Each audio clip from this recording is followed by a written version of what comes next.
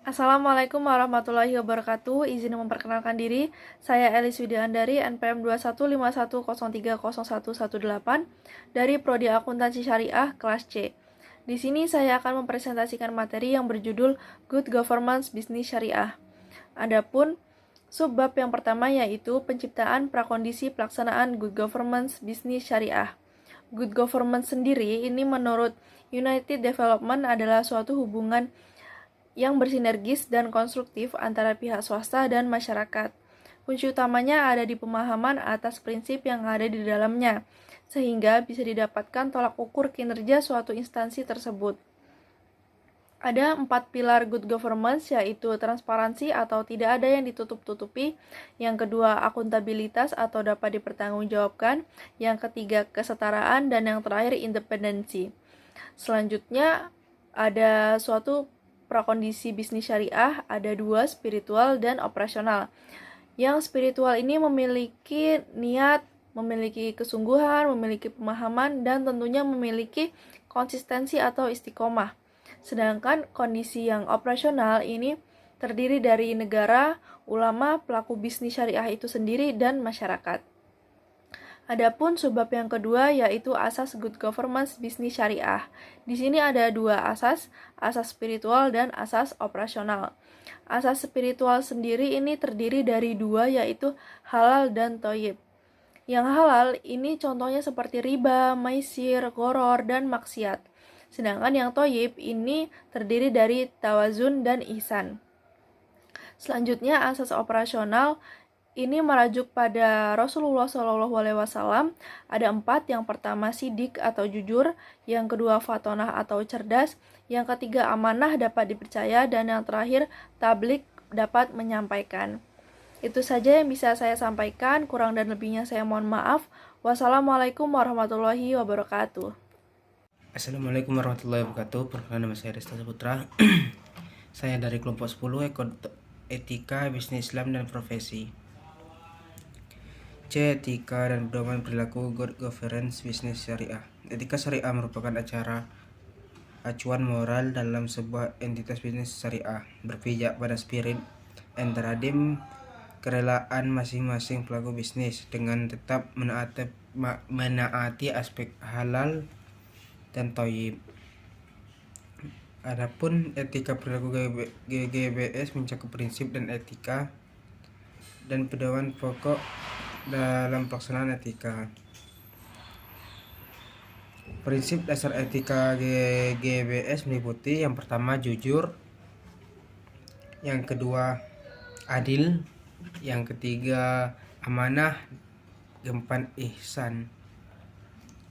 Adapun pedoman pokok pelaksanaan etika bisnis syariah antara lain yang pertama nilai-nilai syariah yang merupakan landasan moral melalui visi dan sebuah misi sebuah bisnis. Secara operasional nilai-nilai syariah dirumuskan dalam istilah yang mudah dimengerti dan dilaksanakan. 2. Etika bisnis syariah, acuan dalam bisnis syariah dalam rangka menciptakan suasana kondusif untuk pembentukan budaya bisnis. Yang ketiga, pedoman perilaku bisnis syariah mencakup beberapa hal yaitu A. Fungsi pedoman perilaku bisnis syariah, B. Kepatuhan terhadap ketentuan syariah, C. Kepatuhan terhadap peraturan dan perjanjian, D. Pengaturan pemenuhan dan benturan kepentingan, E. Pemberian dan penerimaan hadiah dan donasi, F. Kerahasiaan informasi sesuai dengan perundang-undangan.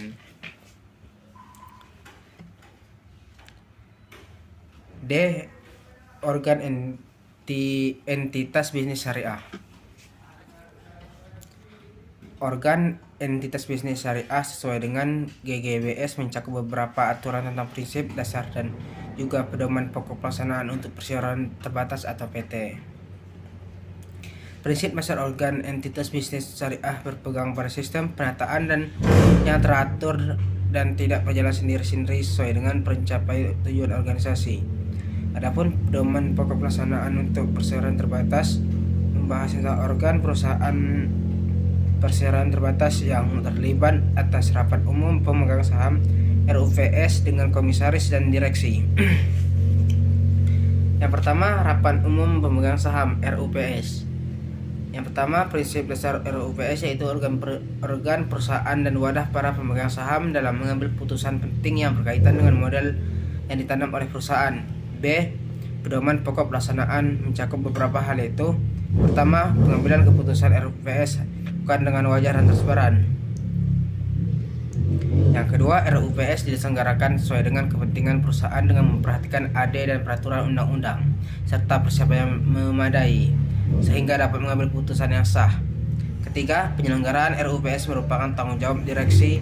Persiapan harus dilakukan dengan baik dengan berpedoman pada dua butir pernyataan di atas. Keempat, RUPS dapat dilakukan melalui telekonferensi, video konferensi, atau sarana media elektronik yang lainnya. Yang kedua, Dewan Komisaris dan Direksi. A. Prinsip dasar Dewan Komisaris Direksi mencakup pengurusan perseroan terbatas di Indonesia dengan menganut dua bahan, two board system, yaitu Dewan Komisaris dan Direksi yang mempunyai tugas dan wewenang tanggung jawab jelas sesuai dengan fungsi masing-masing, sebagaimana dijelaskan dalam AD Perusahaan dan Aturan Perundangan Fiduciary Responsibility. B. Pedoman pokok pelaksanaan mencakup beberapa hal. Yang pertama, tanggung jawab bersama Dewan Komisaris dan Direksi menjaga keberlangsungan usaha perusahaan dalam jangka panjang.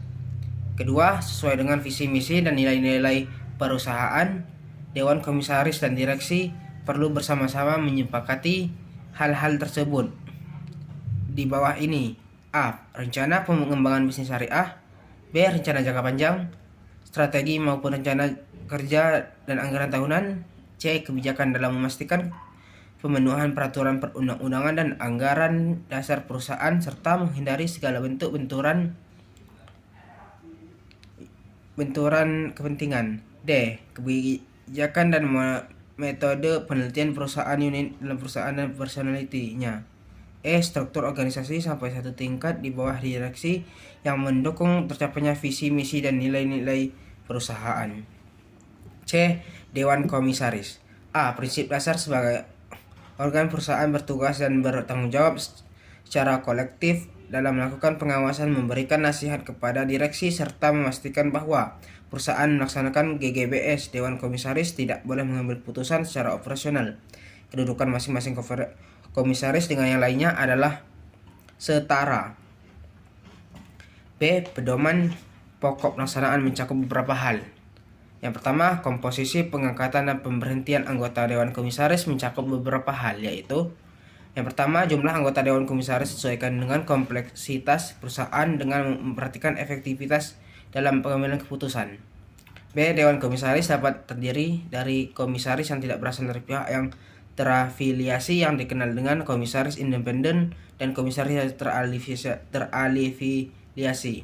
C. Jumlah komisaris independen harus dapat menjamin agar mekanisme pengawasan berjalan secara efektif dan sesuai dengan perundang-undangan. D. Anggota Dewan Komisaris akan diberhentikan oleh RUPS melalui proses yang transparan bagi perusahaan yang sahamnya tercatat di Bursa Efek, badan usaha milik negara atau daerah, perusahaan yang menghimpun dan mengelola dana masyarakat, perusahaan yang produk atau jasanya digunakan oleh masyarakat luas, serta perusahaan yang mempunyai dampak luas terhadap kelestarian lingkungan. Proses penilaian calon anggota Dewan Komisaris dilakukan sebelum dilaksanakan RUPS melalui komite nominasi dan remunerasi. Yang kedua, kemampuan dan integritas anggota Dewan Komisaris.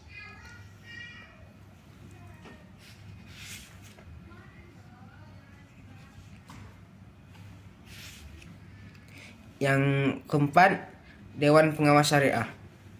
Prinsip dasar selain mempunyai Dewan Komisaris wajib mempunyai Dewan Pengawas Syariah atau DPS yang diangkat oleh RUPS atas rekomendasi Majelis Ulama Indonesia atau MUI. Agar pelaksanaan tugas Dewan Pengawas Syariah dapat berjalan secara efektif, perlu dipenuhi prinsip-prinsip sebagai berikut. Yang pertama, komposisi Dewan Pengawas Syariah harus memungkinkan pengambilan keputusan secara efektif, tepat, cepat, independen, mengedepankan aspek kehati-hatian dan sadar risiko. Dua, anggota Dewan Pengawas Syariah harus memiliki integritas dan kompetensi di bidang fikih, muamalah, dan bidang bisnis yang terkait dengan tugasnya sehingga dapat menjalankan fungsi dengan baik.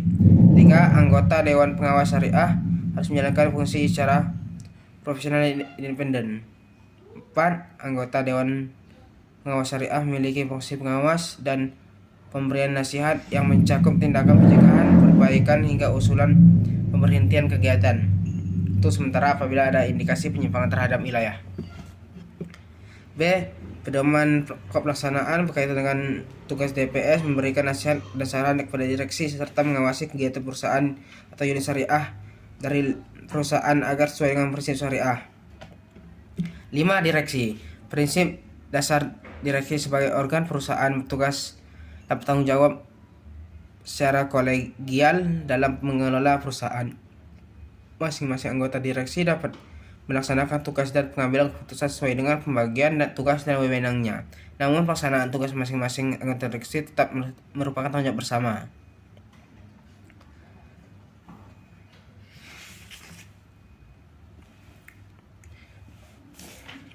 B. Pedoman pokok pelaksanaan mencakup beberapa hal. Yang pertama, komposisi direksi. Yang kedua, kemampuan dan integritas anggota direksi. 3. Fungsi direksi sebagai pengelola perusahaan oleh direksi.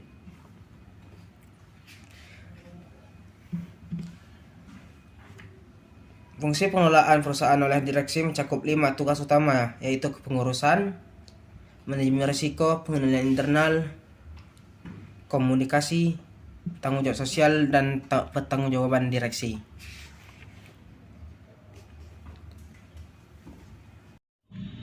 Assalamualaikum warahmatullahi wabarakatuh. Perkenalkan, saya Devi Halianita dengan NPM 2151030017. Di sini saya akan menjelaskan tentang kepemilikan entitas bisnis dan pemangku kepentingan bisnis syariah. Yang pertama, saya akan menjelaskan terlebih dahulu tentang kepemilikan entitas bisnis syariah. Menurut GGBS, kepemilikan entitas bisnis syariah diatur dalam prinsip dasar dan juga pedoman pokok pelaksanaan. Dalam prinsip dasar, kepemilikan entitas bisnis syariah mengatur tentang kepemilikan entitas bisnis syariah berbentuk perseorangan terbatas, yaitu pemegang saham. Pengaturan antara lainnya, yang pertama adalah saham. Saham adalah tanda penyertaan atau bukti kepemilikan seorang atau badan suatu perusahaan yang dikenal sebagai syirkah musahamah. Yang kedua, ada perusahaan yang menyatakan bahwa pengelolaannya berdasarkan prinsip bisnis syariah. Tidak boleh menerbitkan saham dengan hak-hak istimewa yang bertentangan dengan prinsip syariah. Yang ketiga, selanjutnya ada investasi pada saham, merupakan penempatan dana jangka panjang.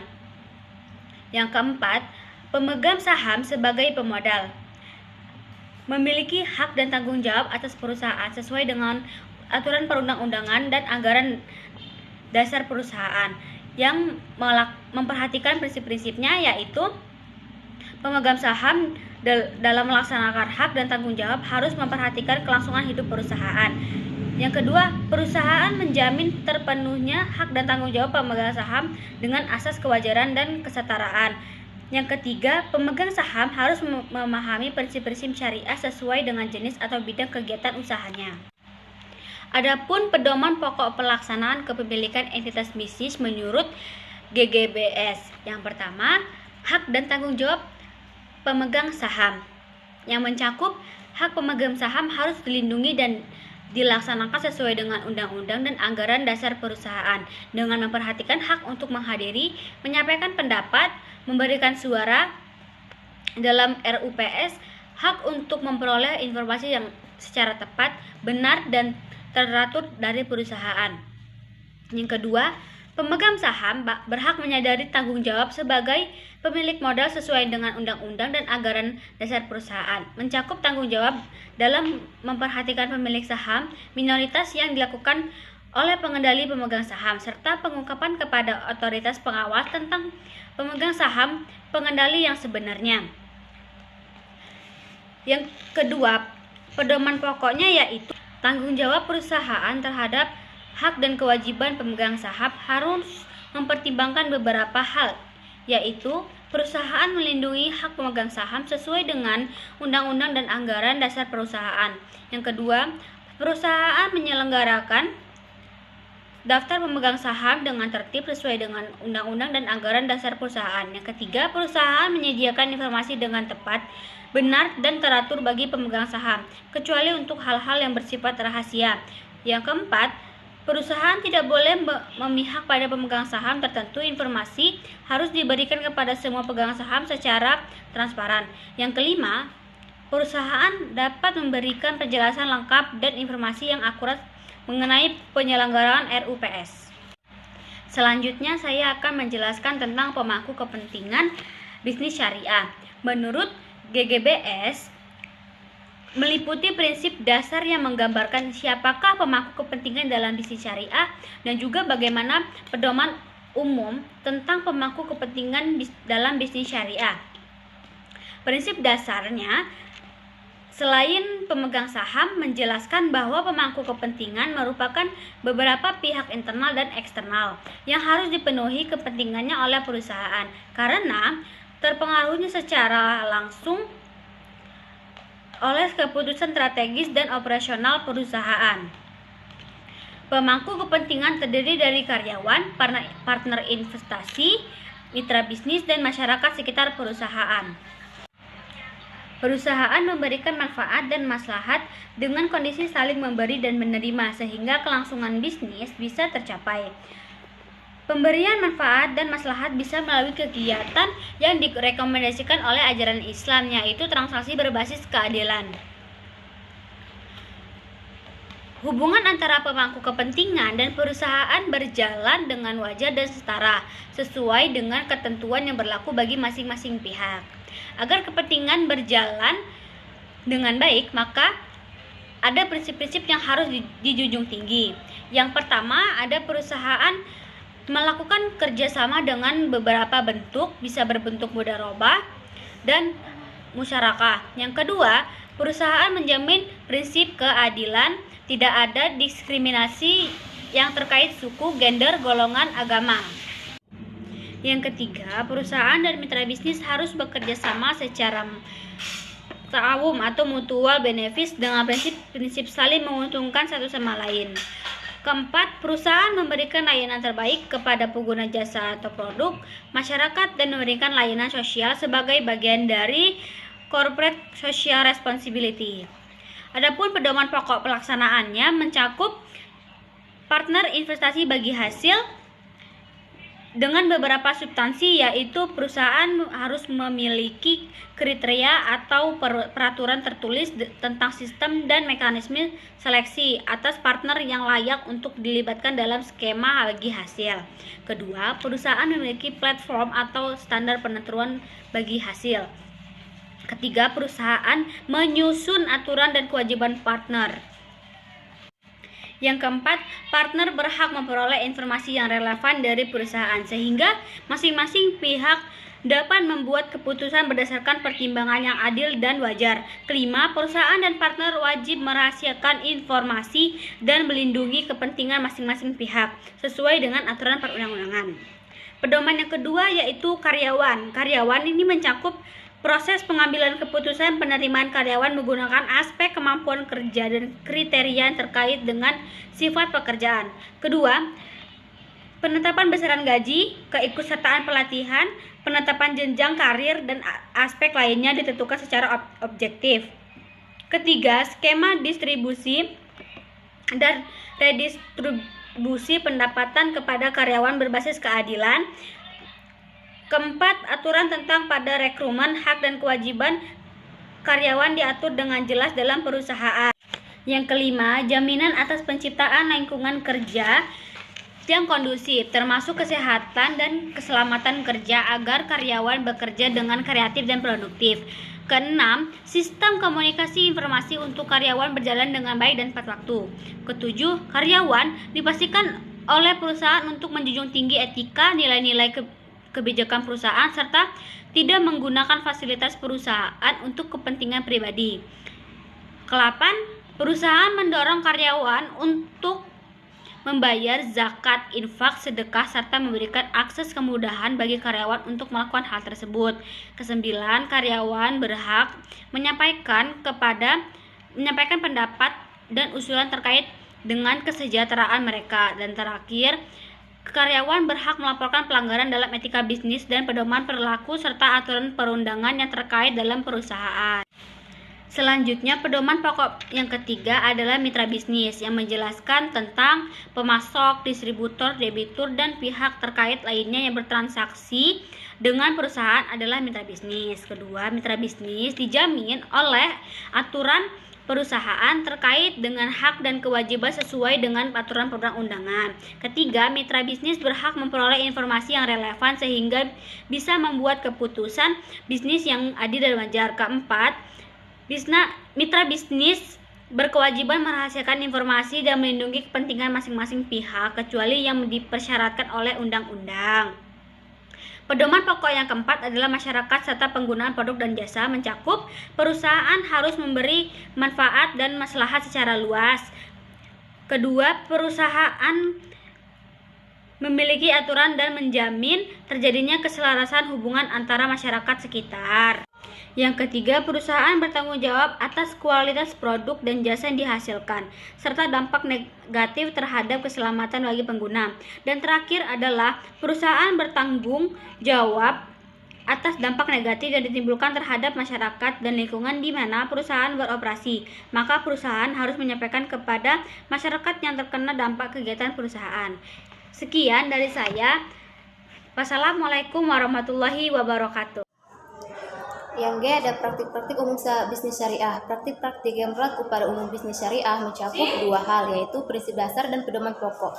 Pelaksanaannya yang pertama, A. Prinsip dasar praktik-praktik yang berlaku secara umum. Halnya sehalnya prinsip dasar dalam muamalah yang mana siapapun bisa berithijat demi upaya inovatif yang kreatif dalam bisnis sesuai dengan Al-Quran dan hadis.